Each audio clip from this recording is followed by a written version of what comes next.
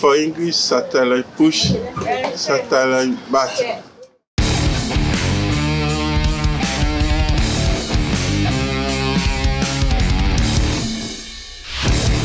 Ja, guten Morgen, liebe Reptil-TV-Gemeinde. Montagmorgen, 7 Uhr, Ende April. Ich muss nach Afrika fliegen, Ghana, Togo. Jetzt ist Königspython-Schlupfzeit. Noch sind wir hier in meiner heimischen Küche. Hier schon mal eine Kiwi. Ihr kennt es vielleicht aus der privaten Folge. Jetzt gibt es erstmal noch ein Müsli zum Frühstück, ne? Und dann geht es gestärkt los auf den Flughafen Frankfurt. Nehme ich euch mit, machen wir so einen kleinen Roadtrip zusammen. Nehme ich euch auf die Afrika-Reise mit. Ich hoffe, es gibt viel tolle Tiere, spannende Reptilien, nicht zu viel Corona-Tests und Corona-Hickhack, aber ihr werdet alles live miterleben. Ja, jetzt noch Frühstück und dann geht's ins Auto zum Flughafen. Normal nehme ich, wenn möglich, den Zug, wenn ich auf den Flughafen fahre. Diesmal in Corona-Zeiten nicht. Das ist mir ein bisschen zu heiß. Da haben wir unseren Transporter haben wir neu schön frisch bekleben lassen. Mit dem gehe ich auf den Flughafen, stelle ich ihn irgendwo schön ab, können wir noch ein bisschen Werbung am Frankfurter Flughafen machen. Und ja, deswegen heute per Auto unterwegs. Ja, liebe Reptil-TV-Gemeinde, jetzt sitze ich hier im Flieger. Ganz schönes Hickhack mit dem Corona, kann ich euch sagen. Also das wird so das Spannende oder ein Teil der Spannung hier auf der Reise. Wie viel Corona-Tests kann man innerhalb 7 Tagen machen? Ich fliege an einem Montag los, ich komme an einem Montag zurück. Also bis jetzt habe ich bei mir daheim so einen 0815-Test gemacht. Den interessiert aber kein Mensch, mit dem kann man nichts anfangen beim Reisen. Dann hier am Flughafen habe ich so einen PCR-Test machen müssen. Das ist so der im Rachen drin, wo sie einfach im Rachenring drin rumkratzen und dann ein paar Stunden später das Ergebnis kommt. Den braucht man. Vorab musste ich so einen Test bezahlen für Ghana, $150, dass man, den muss man vorab bezahlen und muss man wohl bei der Einreise nach Ghana machen, den Test. Werde da auch noch mitkriegen oder mal schauen, ob ich das vielleicht auch irgendwie ein bisschen festhalten kann mit der Kamera. Also, das sind schon die ersten 2 Tests, beziehungsweise 3 dann mit Ghana. Das geht dann noch weiter, wenn ich nach Togo gehe, die wollen auch wieder ein. Ja, fangen wir mal an mit Zählen, wie viel Corona-Tests ich in den 7 Tagen mache. Geld kostet das natürlich auch jedes Mal, die sind alle nicht kostenlos. Der am Flughafen hat 250 € gekostet, der Ghana-Test hat $150 gekostet. Naja, jetzt wie gesagt sitze ich im Flieger. Wer sich ein bisschen auskennt, sieht, dass ich allein sitze. Ich habe in dem Fall mir die Business Class gegönnt. Was heißt gegönnt? Ehrlich gesagt, ja, mit all dem Corona denke ich mir, ist das schon ein sicherer. Ich sitze hier allein und habe hier nicht irgendwelche Leute um mich rum. Ja, und natürlich ist so die schönere, angenehmere Art zu reisen, aber wie gesagt, in dem Fall gibt es auch eine gute Begründung dafür. Noch zu guter Letzt, wenn ihr euch fragt, ja, wieso will denn der Stefan überhaupt nach Afrika? Letztes Jahr konnte ich nicht wegen Corona auch. Ja, da war das ja mit Corona in Anführungsstrichen noch schlimmer, beziehungsweise da gingen gar keine Flüge. Vorletztes Jahr war ich das erste Mal nicht, die letzten 20 Jahre oder was, ne, bin ich das erste Mal nicht geflogen, weil ich mir gedacht habe, naja, kann ich ja mal ein Jahr ausfallen lassen. Wenn ich dieses Jahr auch nicht geflogen wäre, wäre es schon das 3. Jahr. Wäre definitiv zu lang. Ne? Ich will den Kontakt ja immer behalten. Ich will aus Ghana die Specials, zum Teil noch ein paar Ranching-Tiere. Deswegen muss ich gehen. Und deswegen sitze ich jetzt hier am Flieger. Jetzt gibt es was zu essen. Da hinten werden schon die Servietten verteilt. Ja, jetzt gibt es einen Haps zu essen. Da will ich nicht fehlen. Ich melde mich später bei euch. Ich bin hier auf dem Airport Ghana angekommen. Der erste Weg ist immer eigentlich eine Telefonkarte zu kaufen. Dummerweise Dummerweise ist das Netzwerk heute unten, also heute Abend down oder heute Nacht. Ja, es ist jetzt 11:30 Uhr nachts. Gibt leider kein Netzwerk. Somit kann man auch keine SIM-Karten hier machen. Also so ein Roaming mit deutscher Karte ist totaler Quatsch, kostet ein Schweinegeld. Zweiter Weg ist immer einen Bankautomat zu finden. Habe ich jetzt auch noch nicht, aber das kann ich auch nachher noch. Scheiße ist mit der SIM-Karte, ne? Weil die kriegt man normal immer am Airport, aber ohne Network keine SIM-Karte. Hat sich hier auch ganz schön verändert die letzten Jahre, wird immer moderner der Flughafen. Also hier Ghana Kotoka International Airport. Wenn ihr irgendwann mal nach Ghana kommt, wird es sicherlich über diesen Flughafen hier sein. Früher musste man noch aus dem Flieger raus und alles zu Fuß übers Rollfeld laufen, bis vor wenigen Jahren. Jetzt mittlerweile ist das auch ganz modern geworden. Also was heißt ganz modern, aber so wie man es halt kennt. Dass man aussteigt und direkt durch so einen Tunnel ins Gebäude läuft und das Check-in macht. Achso, übrigens, ich habe gerade natürlich wieder einen Corona-Test über mir ergehen lassen müssen. Da wird einer der Nase rumgestochert. Also das ist jetzt der 3. Test mittlerweile. Gezahlt hatte ich den. Das Witzige ist, ich glaube, das war so ein ganz popliger Antigen-Test, ne, mit so, die wo man aus der Schule kennt. Also den man bei uns für 4-5 Euro kaufen kann überall. Und hier hat er halt $150 gekostet. Ghana by night. Sieht aber natürlich aus wie jede andere Großstadt auch. Hier sind wir schon am Hotel. Ich nehme mal, wenn ich ankomme, hier das Holiday Inn. Das ist direkt neben dem Airport. Das ist ganz praktisch. Muss man nicht lang fahren und ist erstmal im Hotel. Holiday Inn in Ghana. Ich hoffe jetzt mal, dass ich noch, ja, jetzt ist es gegen 12. Ich habe jetzt schon länger nichts mehr zu essen im Flugzeug. Hoffe ich mal, dass ich noch was zu essen ergatter hier. Ja, schauen wir mal, hoffen wir das Beste. So, ich bin hier mit Antti Oguns. Sie hat dieses Jahr, also die Oguns Company ist eine der größten Reptilienexporteure seit 20 Jahren. Hier die Chefin, die Antti Oguns. Und dieses Jahr haben sie fast nichts machen können. Sie hat brutal Corona gekriegt im letzten Jahr. Leidet jetzt immer noch an den Corona-Spätfolgen, also echt nicht zu unterschätzen. Deswegen konnte sie dieses Jahr nicht arbeiten oder nicht viel. Jetzt hat sie mir gerade genau 104 Babys habe ich von ihr gekauft, Königspythons, ganz normale, die ich brauchen kann. War sie gerade bei mir hier im Hotel. Dann haben wir hier so ein Mini-Deal mit 104 Königspythons gemacht. Say hello to Reptile TV, Antti. Hello. Thank you. Hope everything is fine. Thank you. Ja, mal da kurz anschauen, was ich gekauft habe. Das ist was, wo ich den Afrikanern immer probiere zu erklären.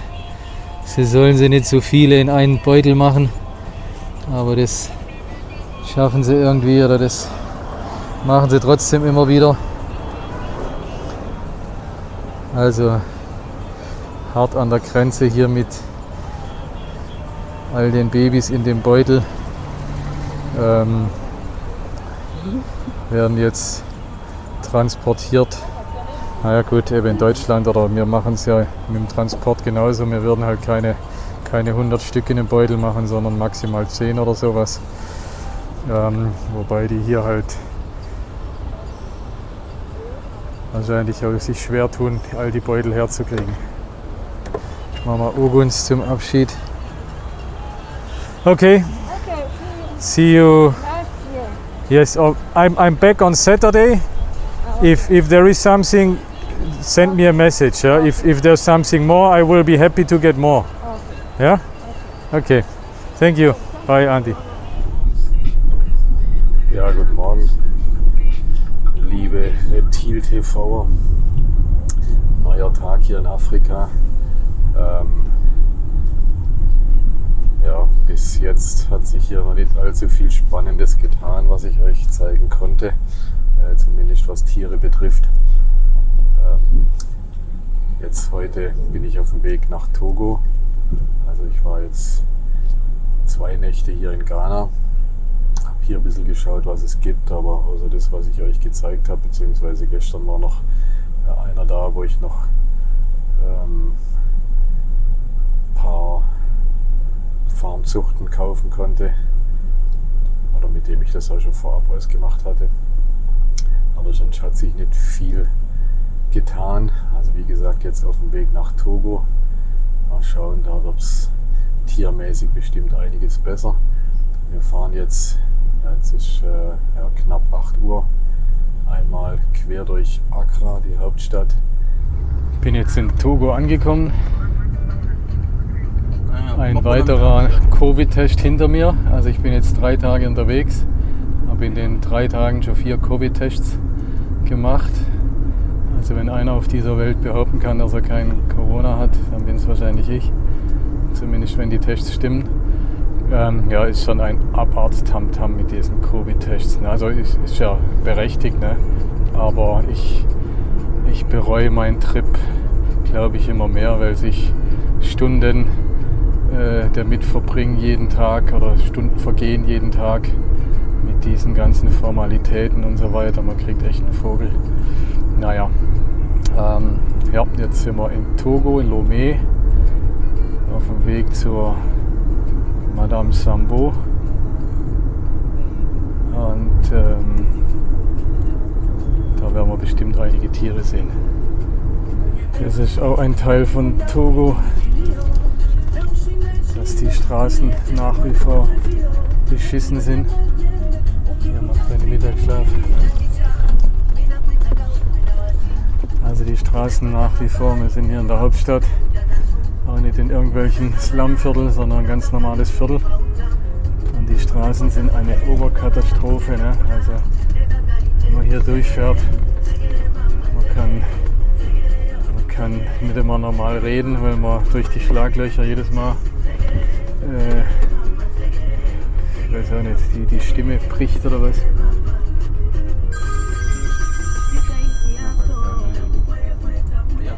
Überlegt, ist Togo französische Kolonie, ja, die Franzosen waren jahrzehntelang die hier, Kolonialherren, aber haben es nicht fertig gebracht, die Straßen wenigstens gescheit zu machen. So, wir sind da, glaube ich. Ja, genau, hier den Tümpel, den kenne ich. Also jetzt hier angekommen bei Madame Sambo, Fauna Culture. Ist wie gesagt hier in Togo so der größte Reptilienexporteur. Haben hier so ein Zoo, ne, wo Touristen und auch Einheimische kommen und sich die Tiere alles anschauen. Ich hatte es früher schon mal gefilmt, aber hat sich doch einiges geändert die letzten Jahre. Deswegen möchte ich euch da mal ein bisschen rumzeigen, dass wir jetzt endlich mal wegen Reptilien sehen. Die Sulcata-Zucht wurde ausgebaut hier. Jede Menge große Zuchttiere. Hatte ich vor ein paar Jahren auch versucht, Tiere von hier zu importieren. Das Ganze scheitert leider an der CITES-Behörde, weil die hier die Togolesen können keine CITES nachweisen von den Elterntieren. Ja, und somit wird die Zucht irgendwie nicht akzeptiert. Also hat man damals probiert, haben wir Fotos alles vorgelegt von der Zucht, aber irgendwie wird es nicht anerkannt oder geglaubt. Also letztendlich hat man mir die CITES verweigert leider. Wenn man da zwischendrin schaut, das hier ist so Ivory, sagt man wohl dazu bei den Sulcatas. Da hinten ist auch noch mal eine. Die hatte ich damals schon gekauft und wollte sie importieren. Wenn man im Vergleich die normale Färbung hier vorne, so sehen sie normal aus. Und die Ivorys eben sind wahrscheinlich so eine Art leucistisch, vielleicht, ne? Dunkle Augen, also keine roten Albino-Augen, dunkle Augen, aber es fehlt einfach die dunkle Pigmentierung, ne? Also dadurch sind sie halt so Elfenbeinfarben. Hier haben wir die Straußen. Habe ich euch auch schon vor ein paar Jahren schon mal gezeigt. Ich habe den Eindruck, die werden immer größer. Die sind echt witzig, imposant, Riesenviecher. Da haben wir die Primaten, die Affen.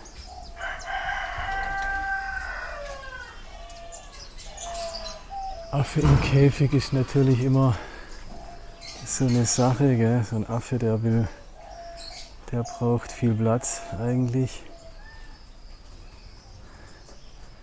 Der fühlt sich, glaube ich, in dem Käfig ganz schön eingesperrt. Upsa. Aber ich muss ich aufpassen mit meiner Kamera, sonst klaut er die. Das wäre ein Gag. Ich weiß gar nicht, wie die Civet auf Deutsch heißen. Das sind so Schleichkatzen, ähnlich wie die Ginsterkatzen, bloß größer. Civet heißen die.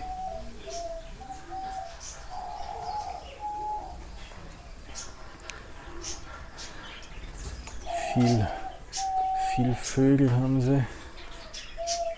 Ich bin vogeltechnisch leider gar nicht bewandert. Antilope, Hase, Meerschweinchen. Alles vereint.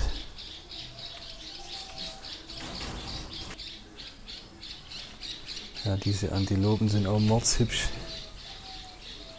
Werden auch echt schön zahm, habe ich schon woanders mal gesehen, wo die dann richtig schön zahm waren. They always look like this, or not? They are really ugly, or not? Huh? Yes, Huh? we'll call them Marabout d'Afrique, like someone who is doing voodoo. Okay. Yes, they look like an old woman. Yeah. A witch. A witch, yes. Okay, yeah, it's a good name. Always looking like that. Also hier wird alles neu gemacht. Wer sich an die älteren oder an die Folge, wo ich letztes Mal hier war, erinnert. Hier war das große Kamel. Ah, wow. Und jetzt kommt hier die Schimpanse. Hey Bobby. Hä?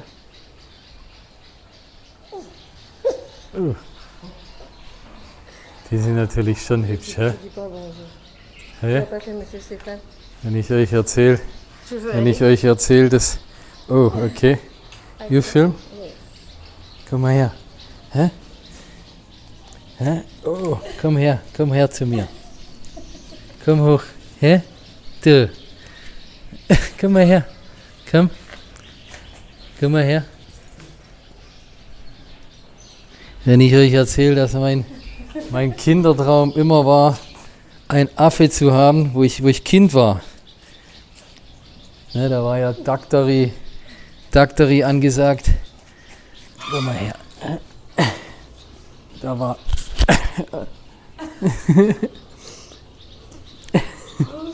Bobby. Hm? Hä? Was ist mit dir? Freust du dich? Hä? Freust du dich? Wir haben ja doch Freunde, wir zwei. Hä? Wir haben ja doch Freunde. Die haben vorher gesagt, er mag lieber Frauen wie Männer. Aber mich kann er scheinbar leiden. Hä? Also Leute, das hier allein war es schon mal wert, dass wir hier... Was machst denn du da? Hä? Ey, der ist ja der Hammer. Hey, so amazing. Hä? Bobby. Bist ein Hübscher.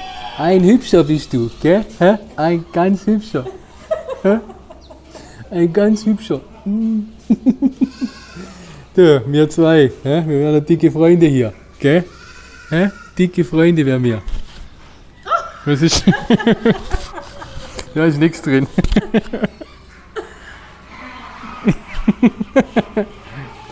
Da geht's nix. Ja, was suchst du da?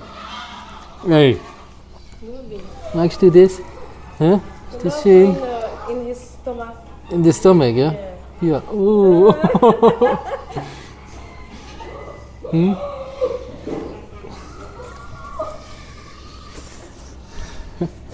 So, jetzt gehen wir wieder, gell? Du, gehen wir wieder. Gehen wir wieder, du Hübscher. Du Goldiger. Hä? Also, erstmal Abschied hier von dem Bobby. Aber der ist echt der Hammer. Also sowas habe ich noch nie gesehen. Super.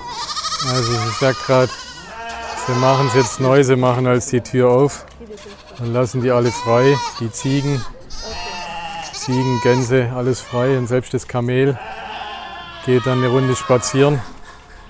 Also hier in der Stadt sozusagen oder im Dorf oder auf dem Land. Und dann kommt es zurück.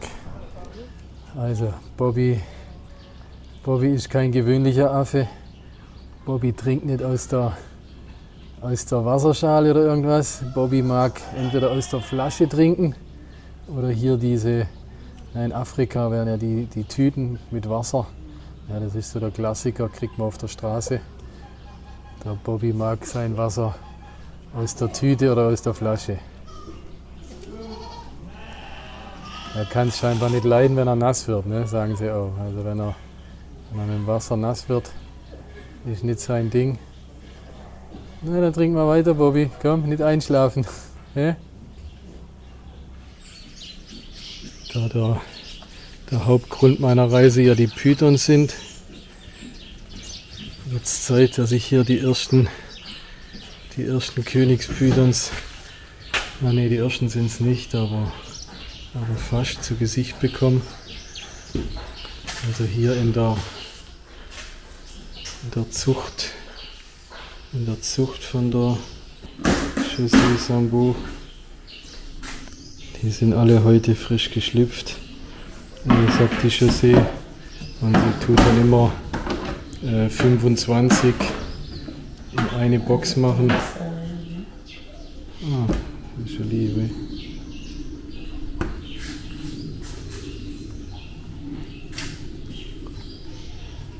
Si tu vas aimer. C'est rien, non? Mais c'est joli seulement. Bisschen gestreifter hier. Oui, c'est joli.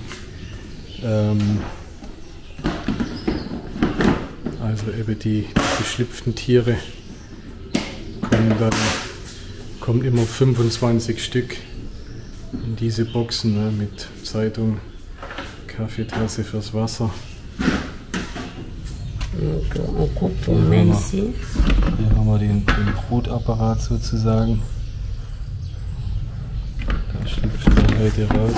Und hier sieht man auch noch mehr.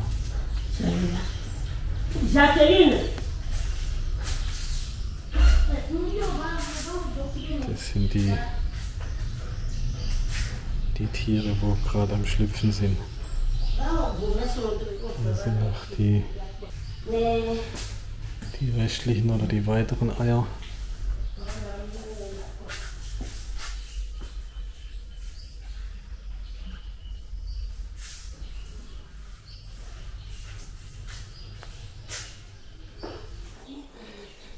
Hier in den Boxen sind die sogenannten Specials. Ne, unter den tausenden Babys schlüpfen natürlich irgendwelche besonderen. Ne, da hinten haben wir Cinnamon bzw. Black Pastel. Wird jetzt die Frage an die ganzen Leute, die behaupten, Cinnamon und Black Pastel sind zwei verschiedene Sachen. Also schlüpfen jedes Jahr welche in Afrika. Jetzt ist es an euch, denen einen Namen zu geben. Ist das jetzt Cinnamon oder ist das Black Pastel? Also meiner Meinung nach ist beides das gleiche. Hier vorne, den finde ich ganz hübsch.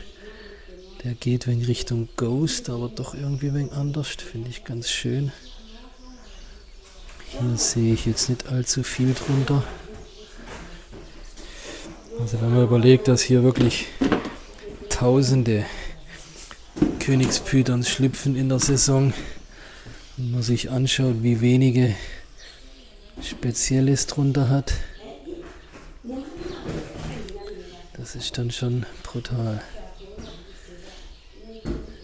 wie wenig, ne? Da ist kein Piebald oder Albino oder irgendwas dabei. Von, wie gesagt, einige tausend Eier. Setze ich mich hier aufs Treppchen alle Jahre wieder. Und hier haben sie da ein Höckerchen, genau, und gucke sie mir an. Das war jahrzehntelang meine Arbeit hier in Afrika, hinzusitzen und die ganzen durchzugucken, welche sind was Besonderes, welche sind es wert, dass man mehr bezahlt dafür sozusagen. Die ersten Jahre, also vor 10, 20 Jahren, da war sowas natürlich alles ein Highlight. Oder eben die Cinnamons. Jetzt gibt es so viele Cinnamons schon, dass das ja, ganz hübsch ist oder auch vielleicht genetisch ganz sinnvoll ist, wenn man die Genetik wenig mischt von den Farben, ne? Wenn da frische, wie sagt man, frische Genetik, ne, eben frische Genetik ist ein Schwachsinnsausdruck, dass man den Genpool etwas vergrößert, macht natürlich Sinn, aber das ist nichts, wo jetzt irgendwie die ganze Königspython-Welt sich vom Hocker haut, ne?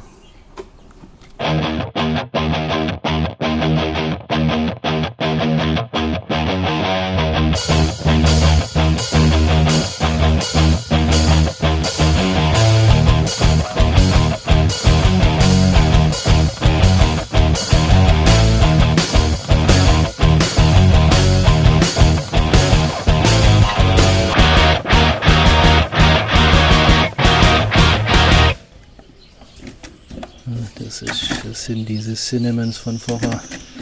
Bisschen der gestreifte. 2, 3 Yellow Bellies sind dabei. Ja, der hier, das ist eigentlich, muss ich sagen, der hier ist mein Favorit hier. Der finde ich ganz hübsch. Aber wenn es ja, wahrscheinlich nichts Weltbewegendes ist oder man da jetzt nichts rauszüchtet, was noch nie da gewesen ist. Aber zumindest mein Favorit. Gerade noch die Chaussee zeigen. Die zählt ihre Boxen, ihre 25er Boxen.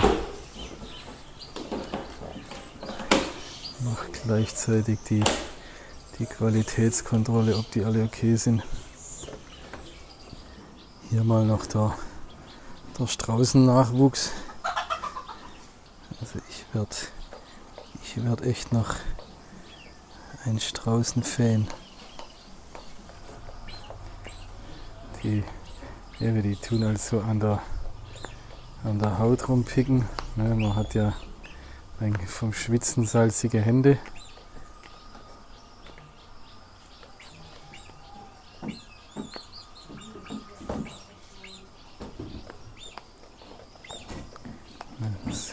Dieses Salz an den Fingern, das mögen die, ne? Da picken die dann dran rum. Ja, aber die mögen noch mehr meine Kette.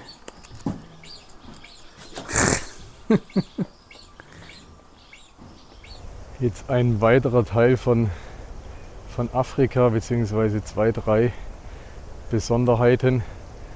Zum einen, wir wollten heute um 8 Uhr in den Busch gehen, Schlangen gucken, Schlangen fangen. Ne? Wir hoffen, vielleicht in Richtung Kobra, Gabun, Vipern, sowas zu finden. Das haben wir heute vor, da mache ich euch aber einen Extra-Teil, den seht ihr, ich schätze mal nächste Woche. Wird bestimmt spannend, ich freue mich drauf. Ja, geplant war es für 8 Uhr, jetzt haben wir mittlerweile 9:30 Uhr. Auch das ist Afrika, man kann leider nicht auf die Stunde genau planen. Es verspätet sich leider immer ein bisschen was. Deswegen nutze ich hier die Zeit und bin hier in meinem Hotel. Wollte ein bisschen an den Strand gehen, aber das weiß ich schon vom letzten Mal. Der Strand ist nicht erlaubt für Hotelgäste aus Sicherheitsgründen. Da haben sie irgendwie furchtbar Angst. Also letztes Mal habe ich es dann doch gemacht, da musste ich unterschreiben. Dann ist einer von den Soldaten, hier hinter mir sieht man die, glaube ich, von den Soldaten ist mitgegangen. Gewehr im Anschlag, habe ich da im Meer geschwommen, hier im togolesischen Meer. Ja, von einem Soldat mit Gewehr bewacht, also das hatte ich auch noch nie, ne? So einen Bademeister kennt man ja, aber einer mit dem Gewehr, der, was weiß ich, irgendwelche, also ich denke, die haben so Angst vor Überfällen hier, ne? Passieren einfach, wohl speziell am Strand so Überfälle, ne? Da haben sie Angst davor, da haben sie richtig Angst, also wie gesagt, die lassen einen da nicht gehen. Auch das ist Teil von Afrika, leider. Ja, ich vertrete mir noch wegen die Füße und warte auf meine Gefährten, die mich in den Busch heute begleiten, und das seht ihr dann in der nächsten Folge. Teil 2 von Afrika kommt auch noch hinterher. Es dreht sich im Moment wirklich alles darum, irgendwelche Farmsuchten, Königspythons herzukriegen. Es gibt viel zu wenig. Die Preise explodieren, was ja eigentlich toll ist, ne? Also umso mehr sie wert sind, umso toller für die Terroristik, denke ich, ne? Weil sie einfach, ja, es gab Zeiten, da waren die $1 haben die mal hier gekostet, aber darüber erzähle ich euch mehr in der nächsten Folge. Die Reptil-TV-Filme sollen euch unterhalten, aber sie sollen euch auch in der Terroristik helfen, sollen eure Fragen beantworten. Ich möchte von meinen über 30 Jahren Erfahrung etwas zurückgeben an euch oder etwas an euch weitergeben. Im Gegenzug freue ich mich, wenn ihr euch revanchiert sozusagen. Ihr wisst, in YouTube, Abo ist die Macht des YouTubes, also lasst mir bitte ein Abo da. Wenn ihr Terroristikprodukte beziehen wollt, ich habe einen Online-Shop, davon lebe ich, also dürft ihr sie gerne bei mir kaufen. Unten haben wir euch noch ein zufälliges Video oder das letzte Video, da könnt ihr gerne reinschauen, wenn ihr mehr sehen wollt, und bleibt mir treu.